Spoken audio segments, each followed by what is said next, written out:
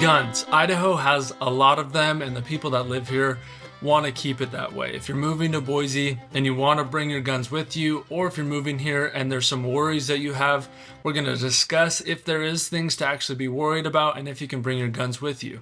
We're going to go over some of the gun laws, some of the general statistics, the concealed carry laws, and an overview of how Idaho is different than other states. My name is Brady Fagel. I am a local realtor in the Boise area. So if you do have any questions during the course of this video, please shoot me a text.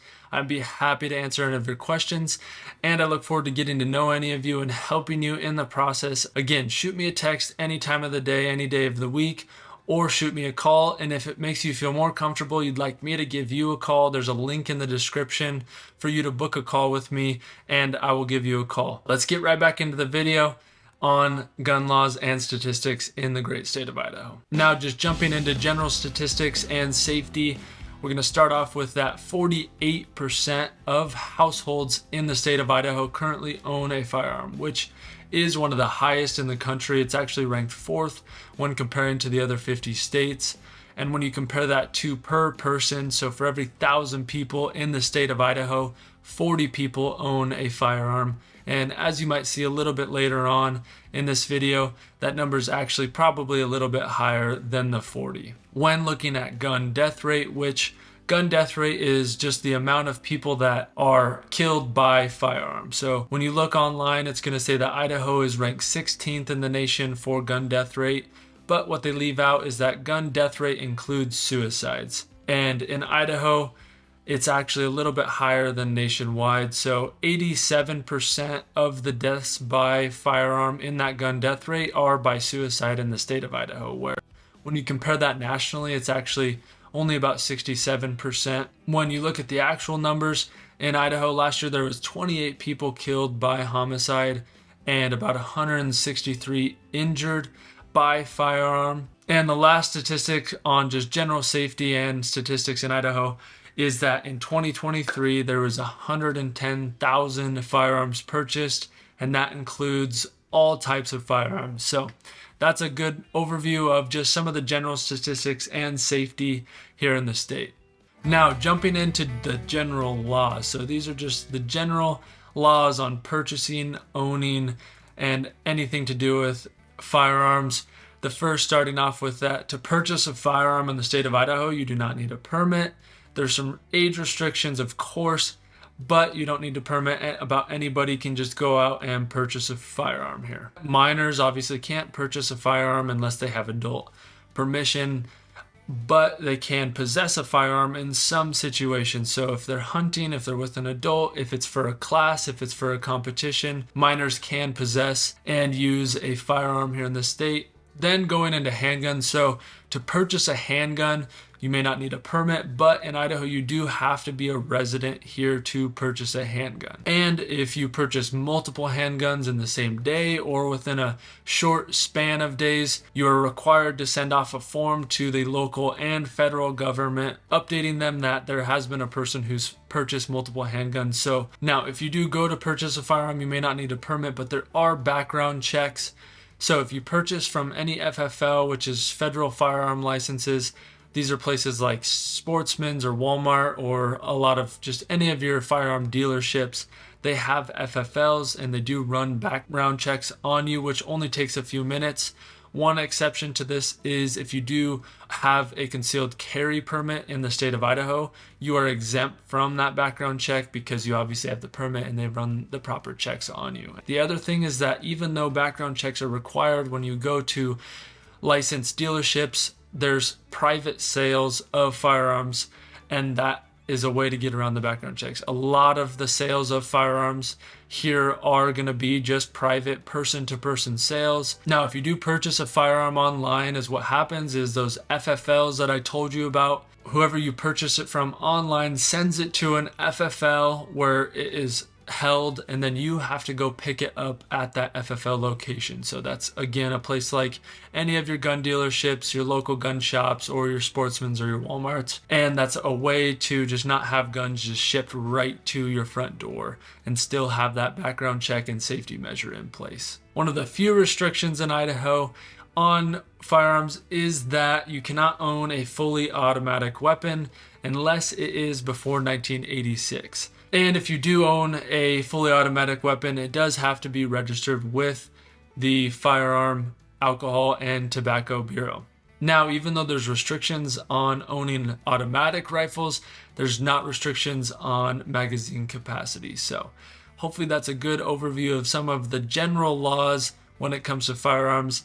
Now we're going to jump into concealed carry laws here in the state. Now, when it comes to concealed carry or open carry, Idaho has traditionally been an open carry state, meaning you can carry a firearm on your hip or outside of your body at any time, and that has traditionally been the case. When it comes to concealed carry, Idaho used to be a permit state where you did have to have a concealed carry permit and you had to be over the age of 21. But the laws have evolved in the state of Idaho, and that is no longer the case. You do not need a permit to concealed carry, which is where your firearm is, of course, concealed under your belt, under your shirt, under your car, whatever it may be. And also, Idaho is much like other states. There's actually 41 other states that have the same laws, so this is not anything brand new. If you're a resident of Idaho, you do not need that permit. When it comes to concealed carry, that means that anybody over the age of 18 can carry a concealed firearm on them, on their persons, at any time, and they are not required to have that permit. The restriction is that you must be a resident of the United States, you must be a citizen, or you must have served in the armed forces. When it comes to carrying a loaded or unloaded firearm, you can carry that in your vehicle.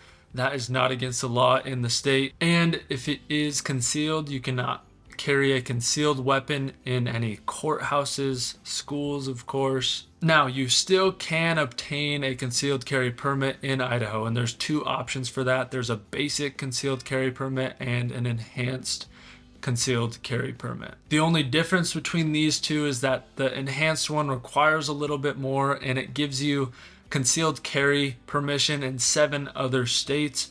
So you can get your enhanced concealed carry permit in the state of Idaho, and then if you're traveling, you can just continue to conceal carry that firearm and not have to worry because you have that enhanced permit from the state of Idaho. Self-defense laws. So jumping into self-defense laws, Idaho is a stand your ground state, which means that if somebody is going to commit a felony on you and they are putting you in danger, you do have the right to use deadly force.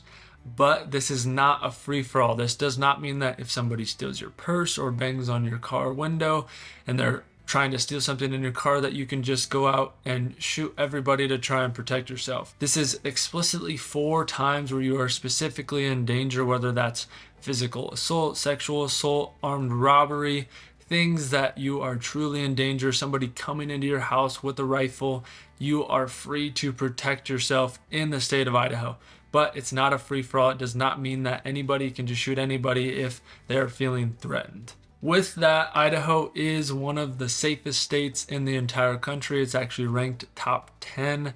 Moving to Idaho does not mean that a stand your ground law is going to be applied all of the time. You're not going to hear about it, but it is in place 4 times when that is the situation where you do truly need to protect yourself and your family. But overall, Idaho is an extremely safe place. I love living here. I feel safe everywhere I go. And knowing that you can protect yourself if it is truly required is a little bit of peace of mind. I know I would personally hate to have somebody come into my house and attack my family and me protect my family and risk myself going to prison forever. So that is what the stand your ground law is in the state of Idaho. Now we're going to compare Idaho to some of the other states and see how Idaho is really different from the other states in the country. Some of the differences is that some of the cities in Idaho are Second Amendment sanctuaries, meaning that if there's ever any federal laws that are passed that infringe on that Second Amendment, the jurisdictions in these cities in Idaho have agreed that they will not enforce that federal law on the citizens of that state. Unlike other states, Idaho doesn't have red flag laws, and there are less restrictions on people under 18 purchasing a firearm, specifically with parental permission. The other thing is that Idaho does not have specific laws around firearm storage and safety around that. So there's no laws requiring that you have your firearms in a safe away from the ammunition, unlike some other states that do have those laws in place. Although in Idaho it is highly encouraged, and there is a lot of education that does happen to keep people safe and make sure they're storing their firearms in a safe place, especially when it comes to homes with kids and family. The other two minor differences in Idaho is that in Idaho you can actually order ammunition and have it shipped to your house. And in Idaho you can also use lead ammunition, which there are some other states that don't allow lead ammunition. I actually agree with this. I actually have a degree in wildlife and fisheries biology, wanted to be a wildlife biologist and game warden. So that lead does get into things that are shot, and when birds of prey specifically or any predator comes and eats that meat and gets that lead in their system, it kills them, and it's actually put a lot of birds in endangered status. So Idaho, I wish they would move to a steel only state when it comes to ammunition. Now, just an overview of the culture of firearms in Boise and what it is like to live here. We went over some of the laws, but growing up here my entire life, the culture of firearms here is that people want to keep their firearms. A lot of people here have them, as you have seen, and they want to keep it that way. A lot of people here also love to hunt. I am one of those people. I love to hunt. I love to get outdoors. As I mentioned, I have a wildlife and fisheries degree. I've grown up guiding. I've fished and hunted my entire life. So having firearms and being able to hunt is a big thing in Boise. The other thing is people want to be able to protect themselves. And lastly, people just want to be able to have fun here. They want to be able to go out and shoot guns. I know I live right across the street from an indoor shooting range, and so people want the ability to have that freedom, that Second Amendment right. You're going to see people walking around with firearms. You're going to see people with stickers with firearms. You're going to see elk in the back of people's truck. You're going to see deer in the back of people's truck when you move to Boise every once in a while, especially when it comes around that fall time during hunting season. And hopefully, if you want to come here and you want to bring your guns, that makes you feel a little bit more comfortable. And if you're wanting to move here and you felt a little bit worried, hopefully some things in there put you a little bit at ease. And again, if you have any questions, I'd love to get to know you. I'd love to talk about these or any other topics. But thank you guys for watching. I'll see you next time.